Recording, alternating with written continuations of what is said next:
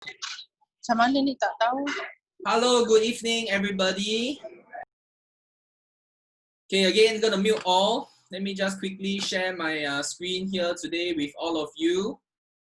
And today is quite an interesting session because this session, I think there are many people who enjoy or rather want to learn about this because you know the generational gap between our different age cohort may have created a little bit of tension between the different age group. So if you are facing something similar, just go ahead and type in the chat. Let me know, who is it that you're having difficulties with? Is it your child? Is it your, workplace, or is it could be some of your friends that are younger and then you're having a hard time with them? Okay. I'm just gonna do it one more time. Yep. Okay, and that's the thing. Just because we are born in different age group, right, doesn't mean that we cannot communicate with each other. All we need to do is just to know the other age group a little bit more in order for us to be able to break down this communication barrier and chit chat with people from other age cohort. San Tai Tong Tang, exactly. All right, so what are we talking today? Today, I need to clarify some stuff. The first part is I would like to talk about the different generations. After we finally understand all the different generations, then we will go and try to find out what are the challenges that each generation face what are the challenges that we face in terms of generational communication. Then later, we also try to discuss some of the strategy we can use to bridge the gap. And lastly is the favorite question and answer segment where you all get to ask me some question related to your actual situation. And from there, we try to learn from each other's sharing. Is that okay? Now, anybody here is joining us for the first time? Right? Okay. Thank you. Nice to meet you. Okay, my name is Jackie. All right, and I'm currently working in Sports Singapore, also known as the Singapore Sports Council. And in the Sports Council, what is my job? My job is actually to do volunteer engagement and partnerships, which means that I'm actually the person that is looking after all the volunteers. In fact, not me, just me and my team. We are looking after all the volunteers known as Team Nila, a group of passionate sports volunteers that was born out of the volunteering from the 2010 Youth Olympic Games. All right. So why am I doing all these talks? Okay, it's because back then when I was studying, I also studied a little bit about these kind of things that are related to communication, related to help each other to form a better relationship so that we all can have a more meaningful life. Right. So when I was studying, I did a bachelor's in psychology. And then moving on to a postgrad, which I did a master's in counseling. So hopefully with the knowledge that I've gained from school, as well as my personal experience in the workplace, interacting with friends, my elders, my juniors, that I can bring all this content and add value to your life. Similarly, if you got questions later, just put it inside the chat. I will try to address every single one of them. Is that okay? Now let's move on. First, we need to identify all the generations, okay? Because there are many misconceptions, and I see Angeline in the chat has been trying to help us to identify some of them. So let's get down to it, okay? All right. The first group is known as the baby boomers, all right? And I guess right now, if you are born in 1965, how old are you today? Right, okay. Good. All right, so right now, how do we classify this group of people? So firstly, in terms of their media consumption patterns, they are the biggest consumer of traditional media. And what is traditional media? Traditional media means that they are most familiar with television, radio, magazine, newspaper, all right? And most of them right now are already using our new media, new technology. And it's not because they want to use, it's because everybody else is on it. So they have pretty much have to try and adapt to join in so that they can connect back with their family members as well as to connect with their friends. Okay, and this is also a very interesting group because they are the people, right, in the Singaporean context, they are the people who have witnessed Singapore from the third world all the way to the first. All right, and that is very important, and we will discuss that later on. And the second group, the Gen X. The Gen X are the people born between 1966 to 1980s. So these numbers it's not that I come out of the thin air. These numbers are actually the categorization that came from the Institute of Policy Studies. All right, and they did a study around these age cohorts, and this is the categorization that was derived from there. So how do we define all these people who are known as Gen X? So in this generation, they are the ones that are part of the 1970s growth of Singapore. That was the time where we moved from the home-based industry to the factories. All right. So during this time, education was a big thing.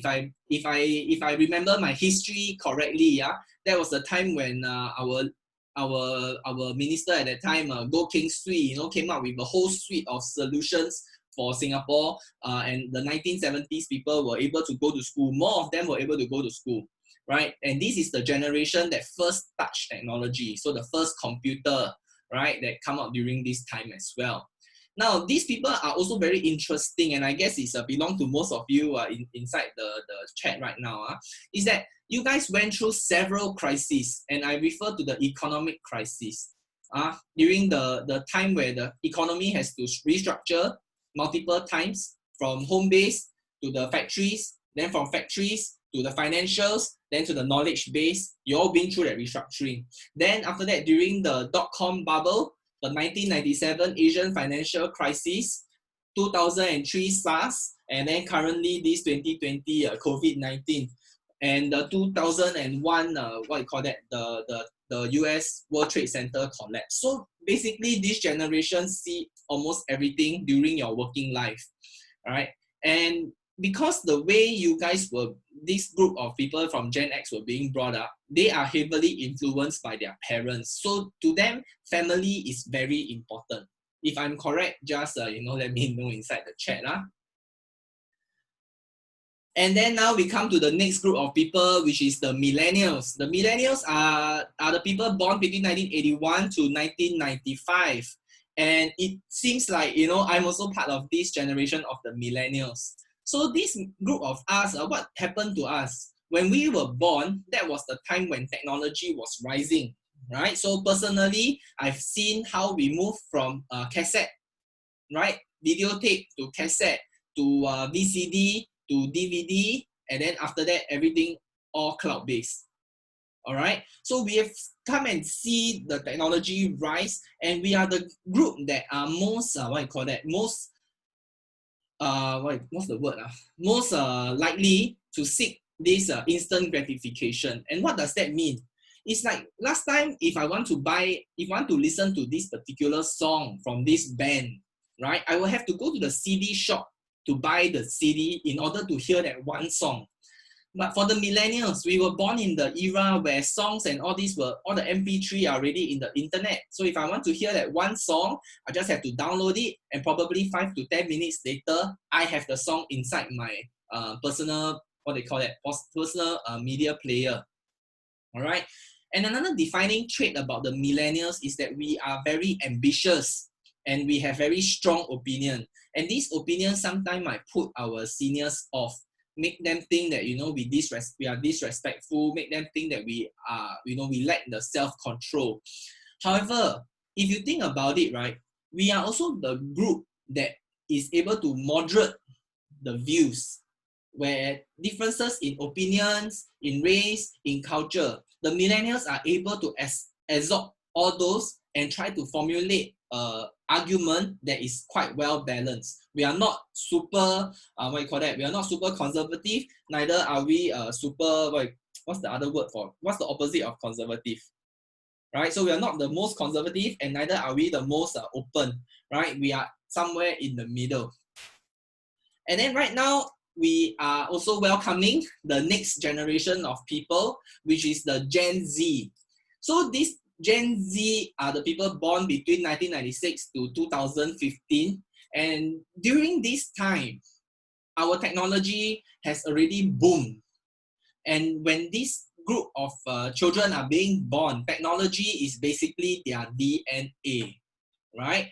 And in terms of their consumption of media, they are equal, if not, they could surpass their millennial parents. So you think back at all the people that you know who have baby in post 1996, right? Probably their parents and children are Facebook friends with each other, right? Probably they can play games together like Nintendo Switch, or they probably play PS4 or FIFA together, right? So parent can play with children. Then these group are also very interesting because they are constantly plugged in to the internet world for their social and emotional needs. That's why you see in Instagram, as well as the latest one called TikTok, many of these young adults, right? They really like to demonstrate their capabilities, demonstrate their talents via social media. All right, they have very high awareness of the world because information over the social media is flying here and there very quickly. So the Gen Z are able to get information very fast. That's why, if I can quote you an example right now, in US, I'm sure all of you have heard about the incident where George Floyd, an African American man who was subjected to some unfair treatment by the police, right? So something that happened in US in a small town, but within one day or even less than one day, people in Singapore are already aware of the situation. And no less the Gen Z knew that first because they are always on their device and getting the information in the quickest amount of time. All right. And I don't know whether you realize the Gen Z, they have a very strong focus on their identity, or what we call their self, right? That's why when they go and do things, they highlight a lot about their individuality. That means I need to be the most special. I cannot copy others. I need to stand out from the crowd. So these are some of the traits that I would say will define the Gen Z people. Okay. Now, so anybody got any questions regarding what I just shared before I move on? Because this is quite important as it set the stage for later on. Okay, I'm just looking at the comments right now. Michael talked about the black and white TV, which is true. Around the late 60s, early 70s, that was the time when the black and white TV was still around, and I guess everybody had to gather at the community center to watch TV or look through the window of your neighbor's house if your neighbor is a bit well-to-do and have a TV in their living room, right? Then let me see what else we have here. Baby boomer time, gangsters, riots, bribery, houses burned down. Exactly. That's why I say actually not the baby boomer time. I think it is the time during the people who are born in Gen X as well, right? After 95, they are known as Gen Z. Okay, I'll just quickly go back so that we all can have a look. Okay, Gen Z, 1995 millennials. After 95 is Gen Z. Okay, which cohort am I in? I'm in 1990, so I'm a millennial, yeah. Okay, after 2015, Budi, after 2015, currently they are still looking for a terminology. So inside the internet, there are currently a few names for it, like what just now somebody mentioned, iGen. We also have Gen Alpha. So all these terminology are not yet firmed up because these children are at most 5 years old right now. So we don't have a clear definition of what kind of behavioral trait they are displaying right now. Okay? 5G. Awesome. Now, we have to look at the different type of challenges that may be preventing us from communicating intergenerationally. So I think I managed to come up with about 4. I'm sure there are more than 4. But if these 4 we can address, it already helped to reduce a lot of misunderstanding. And thank you, Michael. That's the right word that I'm looking for, liberal. Okay, so intergenerational misunderstanding is one of the reasons why there's a breakdown in communication. And I think that one of the reasons is there's a gigantic difference in our identities. Just now, as I mentioned, people from Gen X, the way that Gen X is being brought up and the kind of events that Gen X have went through formulated a certain mindset within your mind, correct or not? It already gives you some kind of worldview, how things will be like. That's why there is a strong emphasis on family, right? Gen X will always want the children to come back and have their dinner so that we can, have some family time, family bonding time together. Next thing is Gen X believe in the value of hard work, because this was how everything was running at that time, right? Where you have to, what's that word? Where you have to work hard in a job, right? And we value this loyalty in a job where we can work for 20, 30 years, get the super long service award, and be recognized for that. And that was the right way to achieve success. And hence there was this, advice that was being given out by a lot of Gen Z category, where you study hard, find a good job, earn a good income, start a family, and lead a happy life, right? So that is kind of how you guys were being brought up in, and the kind of environment that you are being brought up in. However, for the Gen Y, okay, the Gen Y, when we were born and we were observing all the millennials, when I say Gen Y, is also synonymous with the millennials. So the millennials are looking at the Gen X. So for example, I'm looking at my parents, all right? And what do I see? I see that my parents are hardworking folks, all right, earning income to come and take care of me and my siblings. And what else do I see? I see possibilities. I see that if they are able to achieve this level of success, what about me? Can I achieve more than them? And that is how the millennials develop the kind of idea where they are able to change the world. That's because of all the good stuff that the Gen X have demonstrated. They show us this is how it's done, and then give us the confidence to think that we can do more. And where this confidence come from? This confidence comes from the fact that we haven't been through any major crisis yet, right?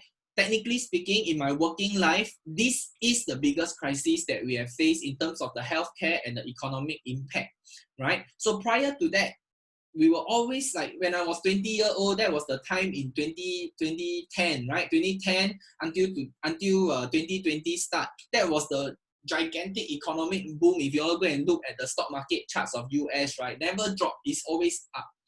Right? So that is the reason why Gen Y or the millennials are able to have such confidence that they are here to change the world. They have a voice, they must use it, and they can achieve the dreams that they set for themselves.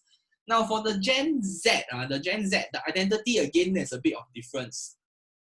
Okay, they were born into a world where technology is already flourished. And what does that mean? Everyone, I just want you to think back in the time of 1995, 1996, 1997, when all of us are still using dial-up internet. Remember the one where you need to use a telephone cable, plug into the telephone port, and then wait for the connection tone to happen, right? So last time, in order to connect to the internet, we cannot use our house phone.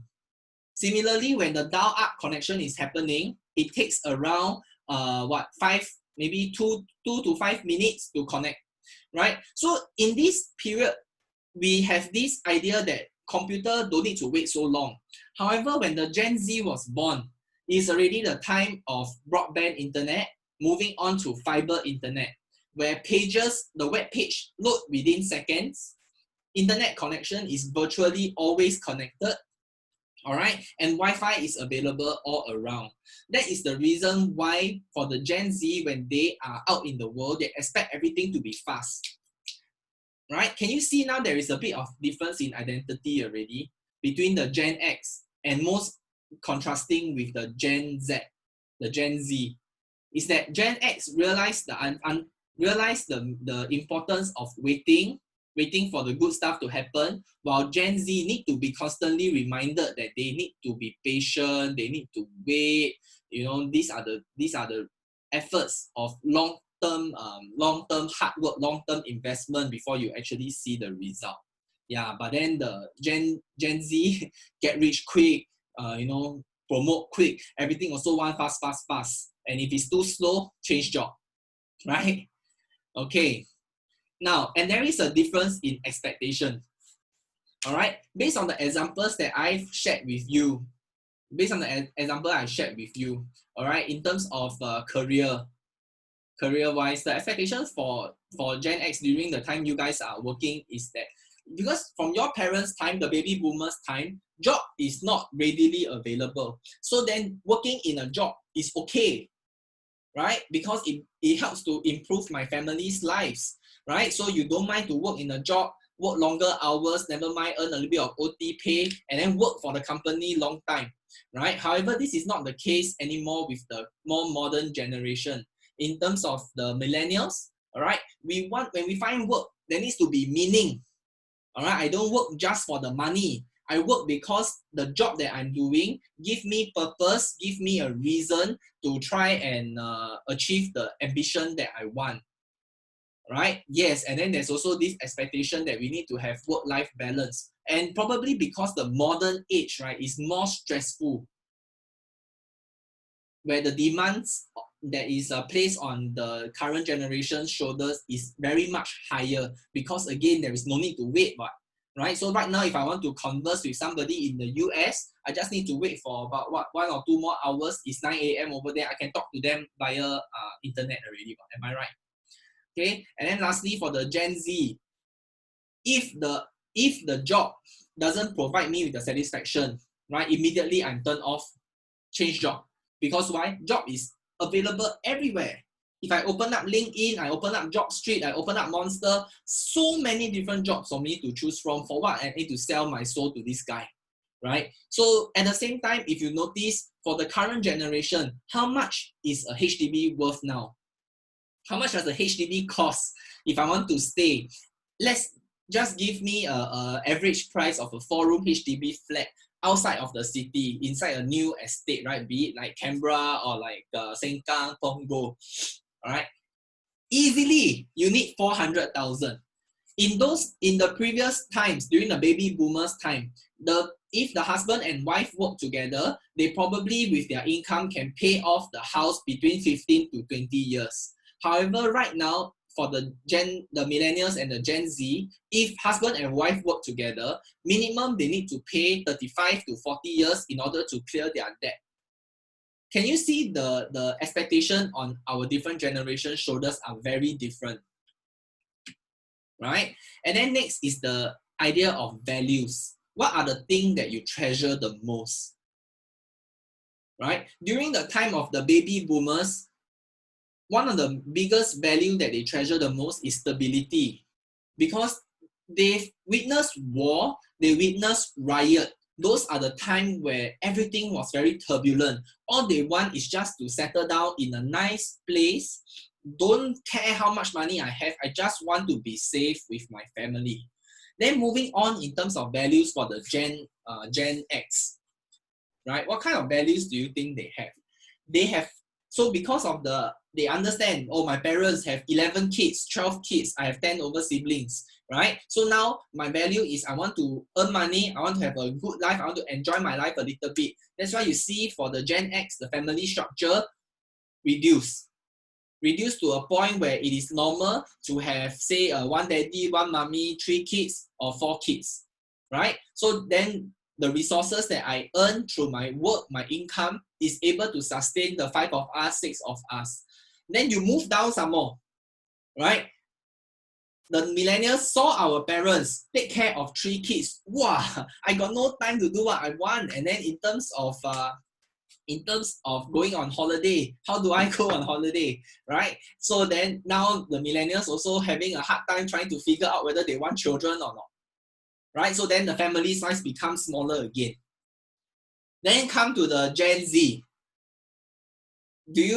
I'm not sure because right now the Gen Z haven't reached the marriage age yet, but right now if you look at all the different things that the Gen Z are working on, right? Be it the movement YOLO, you only live once, right? The movement of being a wanderlust, where you travel to as many countries as you can when you are young, right? Or maybe the idea of What else do they have? There is more highlighting your own personality, right? Trying to achieve your own dreams as soon as possible, right? So then, yeah. So in that sense, you see how the values of our lives are totally different. Okay, and lastly will be perspectives. The way I see the world is definitely not the same as how the previous generations see the world. Okay, like all the issues that I highlighted before, right? In the past, you guys have seen how Singapore achieved independence. You all have seen how the racial riots were affecting, our country and our people. And you've also seen how people's lives are totally devastated by the economic crisis, right? And that's why you see during this COVID-19 economic impact, right? It's like they immediately take out all the money they have to try to prevent the economy from collapsing, because they want to prevent all the really hard kind of difficult things that happened in the past, right? And even if I were to talk about national service, you guys already can see a big difference, right? Back then when the cookhouse was managed by servicemen who cook the rice, sometimes the rice is also not fully cooked yet, right? So you have to endure that kind of difficulties. Whereas right now, just because the cookhouse is being managed by a professional kitchen, right? But the food is not as good as what we eat at home, then we find that is very difficult. So then comparing these two, the older generation always feel that the younger generation is very strawberry. Remember this word, the strawberry generation? So these are the kind of lingo that people use, and then it continues to deepen this misunderstanding. Okay, speak until here, I just need to clarify that right now, the intergenerational gap, right? This is identified as a fault line. And what is a fault line? A fault line is something that will potentially can divide our community, divide our society. This fault line is identified to be the most critical one because it supersedes all the other fault lines. So the other fault lines in Singapore, which we have been managing all this while, will be the fault line along racial, religious, cultural terms, right? The fault line around economic status and things like that. However, intergenerational can actually become really, really detrimental to our society when the young people one day decide that, you know what, I don't want to care for the old people. Or the old people say, wow, these young people are super disrespectful. I'm going to make life very difficult for them. So you see, there is no good outcome when the young versus old kind of situation happen. Right? And that's why I think this topic is really important, how we can bridge that gap to try to know each other better. All right, so coming to the bridging the gap part, let's see. First things first, you need to have positive intent. I need you all to write this thing down. So positive intent is something that I cannot, that I can only tell you, but you have to practice yourself. What does positive intent mean? Positive intent is when you enter a conversation with another person, you need to remove the prejudice. Any kind of preconceived notion that you already developed about the person, you need to remove that immediately. So let me give you an example. For example, if today I'm meeting with a Gen Z, straight away before he opened his mouth or before she opened her mouth, I already assume that she's going to be disrespectful. She's going to be she doesn't know how to respect elders. All right. So before she even say a single word, I already have this idea. What's going to happen during the conversation? Right? It's not going to be very pleasant because I will be making life very difficult for this person, saying stuff to hurt her, trying to say stuff to make her feel like she's very inferior, right? So positive intent require us, the person, to realize that this person in front of you, I don't know you yet, right? I don't know what you have been going through. You might behave in a way that doesn't suit me, but I don't know what is the reason you're doing that. Right? So positive intent require me to go and find out what is the issue that you are facing. Let me give you another example. So back then, when I was working in a technical support place, when I was working in a technical support place, so then some guy come in with a handphone, right? And then the handphone doesn't turn on anymore. Then the handphone is wet.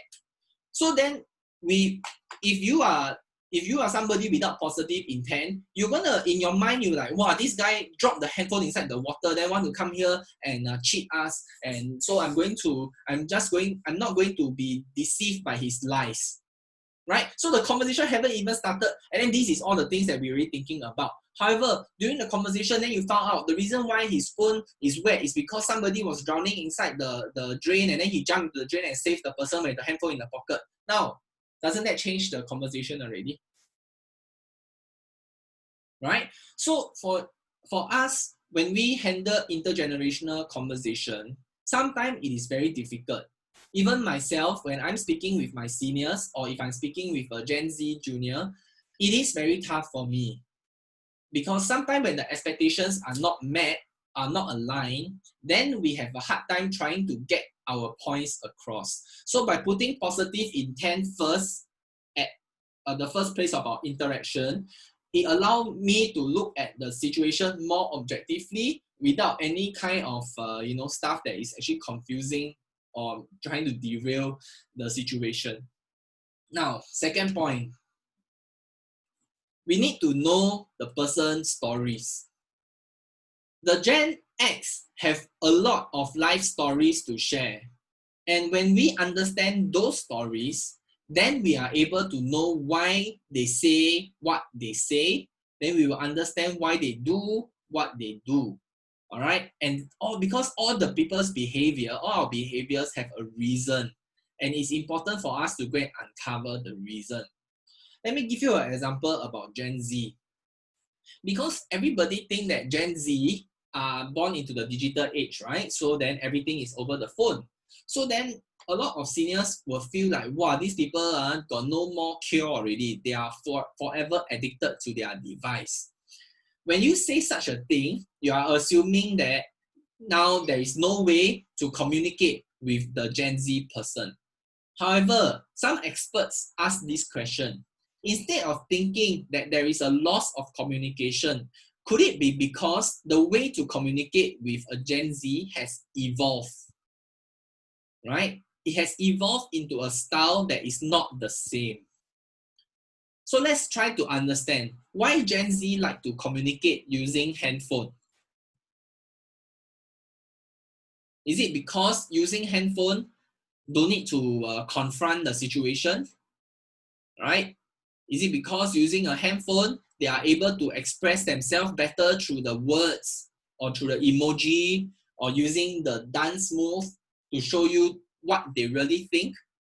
If that's the case, then perhaps us, of people who are in the earlier generation, might have to think of a new way to try and communicate with our Gen Z using a way that they understand, such that they open up, they be comfortable, and then we can talk in a way that is comfortable for everybody. All right. So for same as people for the millennials. People for the millennials, the reason why I just now explained to you why we are so ambitious, right? One of the things is if you understand every single millennial's story, you know where they come from, you know why they have this aspiration, then you will know one very important thing. So today, guys, if you have kids who are millennials, or if you have co-workers who are millennials, let me give you a very powerful tip that will help you to improve your communication with them. And that is very simply, give them feedback. Right? When they do the project, like for example, I just talk about myself. When I do a project, I like it when people come and tell me that I'm doing well or I'm doing a bad job, because that means that I can quickly make adjustments to quickly achieve my goals. Okay, I'm not talking about go there and not go and ask you to go and say nice things, make the person feel good. That's not what I mean. I mean is to go there and give honest feedback. Give honest feedback to let them know that this initiative that you came up with is really good. I like this part. However, this part I don't really like. Maybe you can do something to change it. So they appreciate this kind of constructive feedback. Trust me, all the millennials like this kind of thing. Because why? It supports their ambition. It supports them in getting to the goal that they want. All right. And of course, we always use the word 啰嗦, or we find that the people are very naggy when they are from the baby boomers or when they are from the Gen X. Again, I have to reiterate, the reason is because they have been through many things in life, they have many stories to share. So by understanding that this is why they start their conversation, then we will understand. Then we just have to figure out a way how can we learn from these experiences and how can we facilitate a conversation such that we are also interested to hear what they have got to offer, right? Because at the end of the day, there are really a lot of things in common between the generations. We see a lot of things eye to eye. It's just the way we see is different. So just need to talk it out and then we will know already. Oh. Last but not least, yeah, that's right. Who's that? I have experienced and seen how leaders open their mouth with negative intent. Yes. Yeah, right. So positive intent is that thing lah. Now, the last bit I want to share is about creating shared experiences. So some of you might think that, wow, between me and the other generation, we really got nothing in common. Then I ask you, if you got nothing in common, then create some commonality lah. Let's work together. Let's do something together so that we have some common topics to talk about. You think that every single people who turn up to be friends, you think they become friends just like that? No, there is always some kind of shared experience that people go through together, be it a camp, be it an event, be it they attend the same enrichment course or something. There's always a common topic that tie them together. So same thing, if you find that there is an intergenerational gap which you cannot reconcile through talking because maybe the communication style just does not match, then go out and create a shared experience with each other. So what are some examples of a shared experience? Firstly, thank you, Karen, volunteer experience. So what does that mean? Because when you go out and do the volunteering work, you see how the other party is able to communicate with the beneficiary, and similarly, they also can learn from your method of how you engage with the beneficiary. So from there, you form a common topic where it's like, wow, just now you sing 甜蜜蜜, right? And they enjoy it very much. That's great. But you're also not bad. You did some art and craft, which they also enjoy as well, right? So in that sense, there is some kind of cross-learning available. I respect you in this light, and you respect me in this light. So you see how we really form the commonality, the shared experience together, right? Another example will be to attend a camp, right? So that's why there's a lot of what they call the 亲子露营, where parent and child, all right, or intergenerational camps, which you know, Team Nila will have eventually as well, all right, where we will have you, your grandchildren, your children come together. We'll put you through some activities, right? Maybe to go and ride the dragon boat together, maybe to go and you know, climb obstacle together. Because during that time, there will be a lot of physical contact where I'm helping you and you are helping me. And there's a lot of communication. Hey, you step here. Hey, you step there. Don't step on my hand. Right? So these are the kind of experience so that many years down the road, you can say, remember that time in 2020, we went to participate in this Team Nila camp together. So that is the time where this shared experience can help to bridge those gaps, because it is through this kind of experience where we notice each other's strengths and weakness, and we find a good way for us to be able to communicate. All right, so I hope you guys have learned something today. All right, because I've come to the end of my presentation, but I would like to talk a little bit about what are the kind of comments that I've seen. So if you all can just open up the chat section and then we just look through. Right. Yeah, so one of the comments is that the older generation needs to respect the younger generation and vice versa. Stop thinking that one is better than the other. Do you all see that? All right. Just because you have gone through a lot doesn't mean they have gone through very little.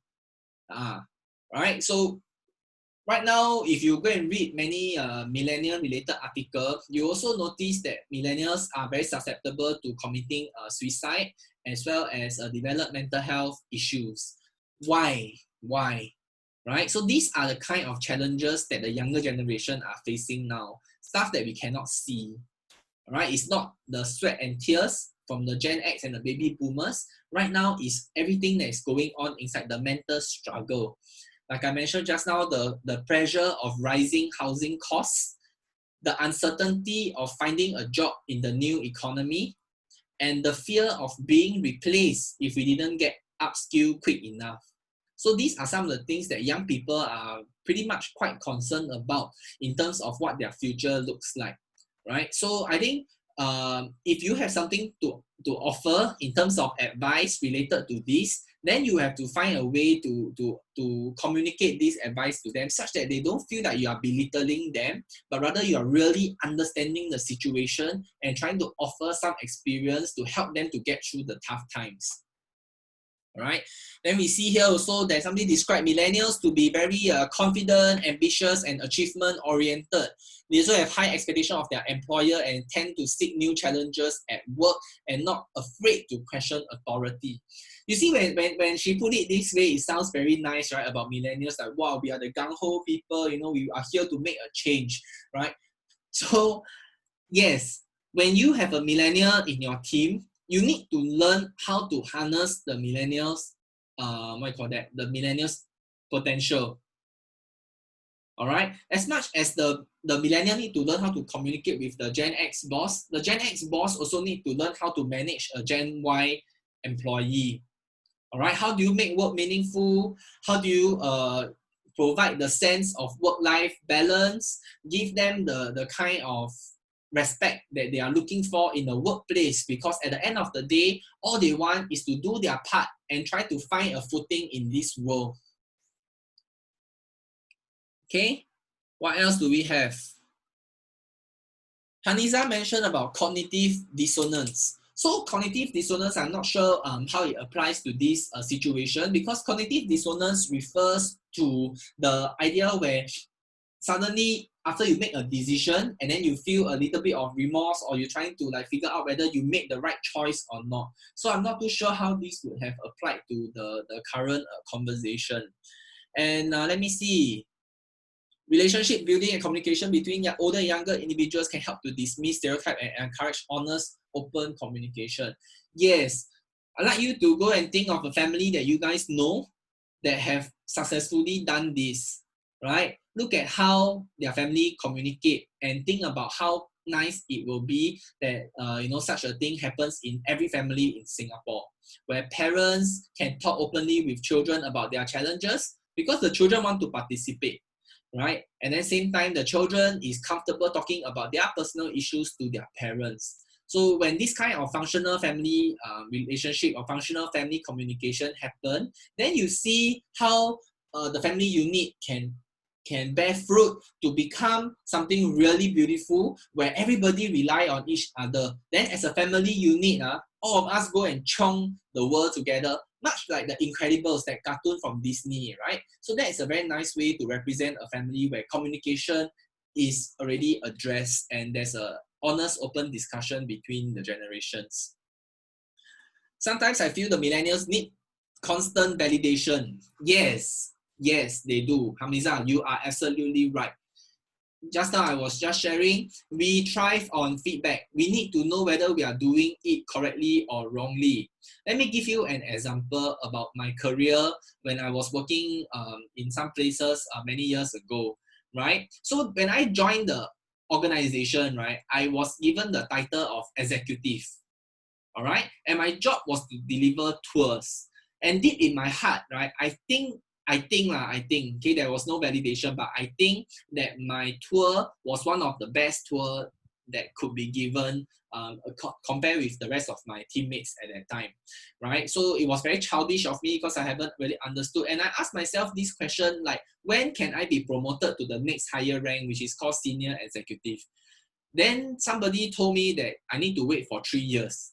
Then I asked myself, like, why do I need to wait 3 years if I already achieved the competency that is required to be a senior executive? And because of that thought, within 5 months, I quit my job and move on to another job. So you see, at that point in time, I think what could have helped me is people could have mapped out the situation for me, tell me why I need 2 years, tell me what is the thing that I'm lacking. Maybe what they are looking for me in terms of promoting me to a senior executive is not just about the way I deliver my tour. Maybe it's about how I manage myself. Maybe it's also about how I manage my team, right? So if those kind of feedback have been given to me, it would have made my stay in the organization more enjoyable and I would have stayed longer, right? So I think, yes, it is my fault that I was a bit naive and childish, right? I also think that it takes two hands to clap, where the Gen X boss at that time didn't know how to manage a Gen Y employee like me, right? What else do we have here? Do not talk down to the younger generation. They will dislike it. Come down to their level to engage them in conversation, right? So I think in this case, right, let's just talk about my interaction with most of you right now. Right, again, like I said, it takes two hands to clap. Firstly, I need to show you guys that I'm not arrogant, that I'm not selfish, I'm not disrespectful before you are willing to speak with me.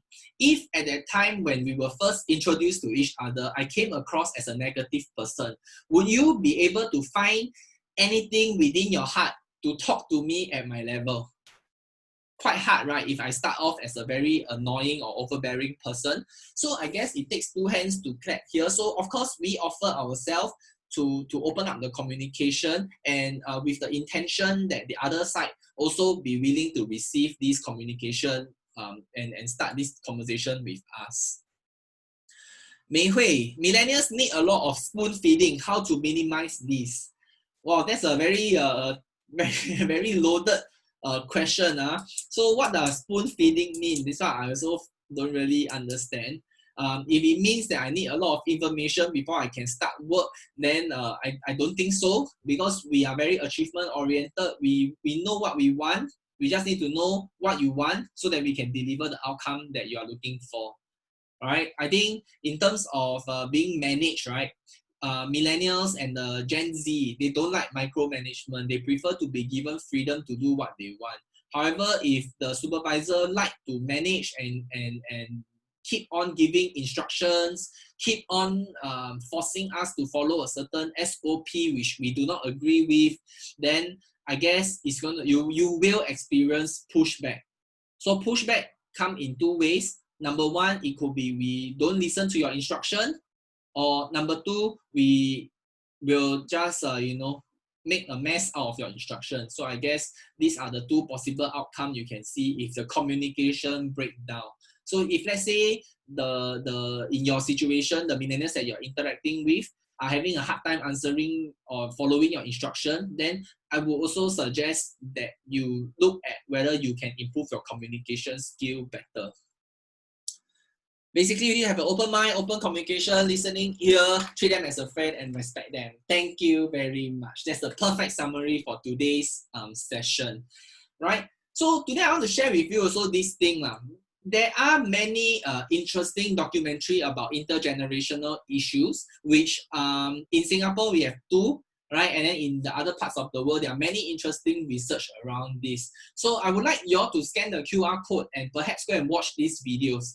The first one is called Regardless of Generations, where they based on that same study that I was referring to and give you some statistic as to what is the difference between what's the difference in opinion for various issues, right? For between generations. Right, so you can see with regards to current affairs, how do they feel? With regards to certain movement like Black Lives Matter, like LGBT, climate change, how do young people respond as compared to the older generations? All right. The second one is how to scan. Use your handphone to scan. If handphone cannot scan later, you just send me a message. I will send it over to you.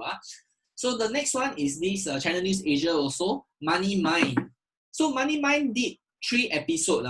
The episode title is called Generation Gap, show you how the different, different generation deal with money issues. So first episode is about career planning, second one is about retirement planning, and the third one is how they view money overall. So yes, go and watch these episodes. I find that it's very insightful. And again, if you are a parent of young children who are millennials or belong to Gen Z or later, I think these are valuable insights which Channel News Asia has already helped us to distill, where you can, find some tips or ways that you can improve your communication with the young people to try to figure it out. Let's see. And with that, we have come to almost the end. Okay, now it's the advertisement time. All right, if you got questions, just continue type in the chat. We will still have some Q&A session later on. So for tomorrow, all right, we are having a workout session with Mariana and Jackie. And in case you don't know, Jackie is me. All right, and if you look at the poster for the past couple of weeks, right, and you notice that Jackie keep turning up, that means that we have run out of actors. Okay, so we have no more actors. If you want to volunteer to be an actor on our show, please text me. I'll be more than happy to put you into one of the programs. Okay, so tomorrow we are going to do some dance aerobics. If you are interested in that, join us tomorrow on Facebook or Zoom at, what time is that? 5:30 p.m. Cool. Next one, Friday. We will continue our weekly episode of Team Nila Got Talent, where we showcase all the talent videos that are being submitted by our volunteers for the sake of contributing care packs for our migrant workers. So each talent video that they submit, right, the donor will donate 10 care packs, all right, the daily necessities to our migrant workers who are staying in the Active SG Sports Hall, as well as other facilities we are currently housed at. All right, so come and watch and see how other volunteers actually have some hidden talents that you may not know about. All right, next we have the Aong show on Saturday at 9 o'clock. This week we are featuring a special guest, Jen Go. All right, so if you guys are into golfing and you're in the golfing scene, you'll know who she is. So there will be a very interesting segment happening this Saturday as well. So for those of you who are hearing this for the first time, just log on to the Team Nila Facebook page, and then at 9 a.m. sharp, you'll be able to see our live show with Mr. Aong. Yups. Now, okay, this is the part where I would like to get your assistance.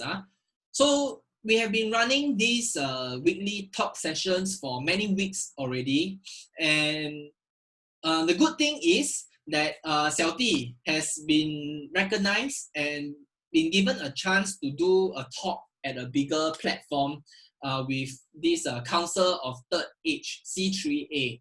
Okay, so in preparation for my talk, right, I would like to gather some feedback from all of you who are watching, who have been joining us for the past couple of sessions. The reason is because at the C3A platform, if you guys go and watch their weekly Tuesday Nuggets video, right, you will notice that the sessions are a little bit more formal, something a bit more serious, which I don't know whether my sessions give that kind of feeling or not. Because of that, I would like to get your feedback to help me to improve so that I'm ready to represent Team Nila on a bigger platform to also share my knowledge with more people. So please go to this website bit.ly/sidetalkfeedback. Help me to fill up the feedback form and just let me know what you think, how I can improve.